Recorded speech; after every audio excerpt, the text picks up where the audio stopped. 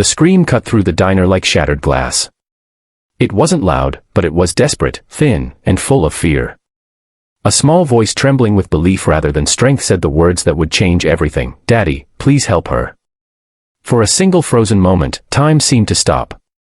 Plates hovered mid-air, conversations died on tongues, and one exhausted father sitting in a cracked vinyl booth felt his entire world snap into focus. He wasn't a hero, wasn't trained for violence, wasn't looking for trouble. He was just a man who had promised his daughter that as long as he breathed, she would never be alone in the dark. Before the story pulls you deeper, if you believe in kindness, second chances, and ordinary people doing extraordinary things, please take a moment to like this video, share it with someone who needs hope, and subscribe to Kindness Corner. Also, tell us in the comments where you're watching from. Your support helps stories like this reach hearts that need them. Marcus Hale had learned to survive quietly. Since his wife passed 3 years earlier, life had become a narrow road of double shifts, packed lunches, unpaid bills, and silent prayers whispered over a sleeping child. He worked nights as a warehouse loader and mornings as a school bus attendant, his body always tired and his mind always calculating how to stretch one more dollar. That evening, he had brought his 6-year-old daughter Rowan to the old roadside diner because it was the one place where she smiled without asking for anything expensive. The neon lights fascinated her, and the waitress always gave her an extra cherry on her milkshake. For Marcus, it was a rare moment to sit still and breathe. The trouble started quietly, the way most real trouble does. 2 men at the counter had been drinking since before sunset, their laughter sharp and careless. When the young waitress dropped a tray and apologized, one of the men grabbed her wrist too tightly, words slurred but intentions clear. The other laughed, blocking her path. People looked away. Some pretended to scroll on their phones. Others told themselves it wasn't their business. Marcus noticed it all but stayed seated, his instincts wrestling with fear. He had a daughter to think about. He had no safety net if something went wrong. He lowered his eyes, hoping it would pass. It didn't. The waitress tried to pull free, her face flushing with panic. That was when Rowan slid off the booth seat, her small hands gripping her father's arm. She didn't understand power or consequences. She only understood that someone was being hurt. Her voice, soft but steady, carried across the diner. "Daddy, please help her."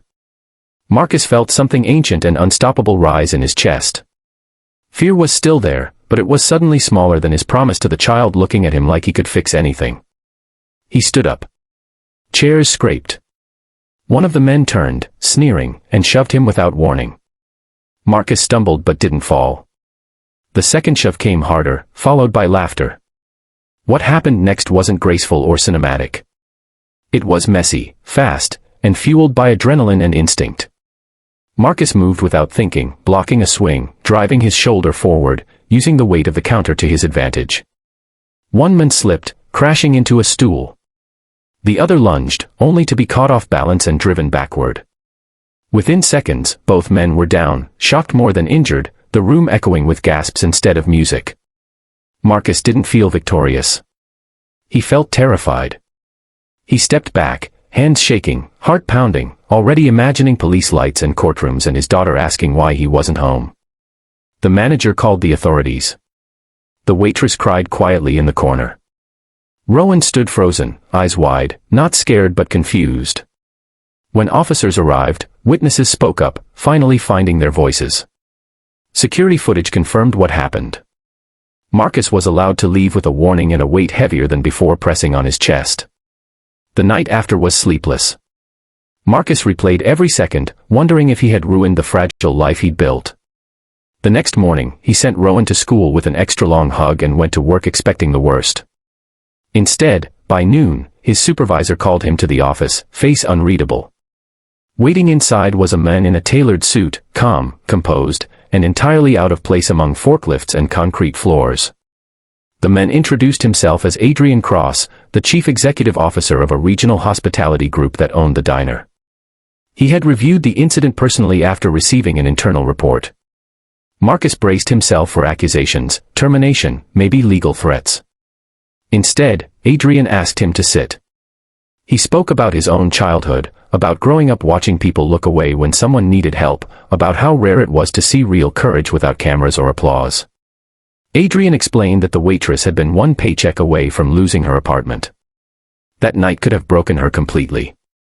Instead, it restored her belief in people. He told Marcus that he wasn't there to punish him but to thank him. The company would cover any legal concerns, the waitress would receive support, and Marcus was being offered something unexpected, a stable, daytime position overseeing safety and training across multiple locations. A job with benefits, predictable hours, and enough pay to finally stop choosing between groceries and rent. Marcus didn't know how to respond. He thought of Rowan, of her small voice asking him to help, of the example he wanted to set without ever realizing the cost. His eyes burned as he nodded, overwhelmed not by relief alone but by the realization that doing the right thing had not destroyed him. It had changed everything.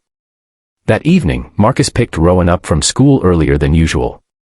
They went back to the diner, but this time they sat by the window. The waitress smiled when she saw them, a real smile this time, no fear behind it. Rowan waved proudly. Marcus held his daughter's hand, feeling the steady rhythm of her heartbeat, understanding that courage didn't always roar. Sometimes it whispered through a child's faith in her father. If this story touched your heart, if it reminded you that small acts of bravery can ripple further than we ever imagine, please like this video, share it with someone who needs hope, and stay connected with Kindness Corner. Your engagement keeps these stories alive. Before the ending, we have one special request. Please comment below with a single word that describes how this story made you feel. Your words matter more than you know. Marcus Hale never became famous. There were no headlines, no viral clips. But in one diner, on one ordinary night, a tired single father chose courage over fear. And because of that choice, lives quietly changed forever.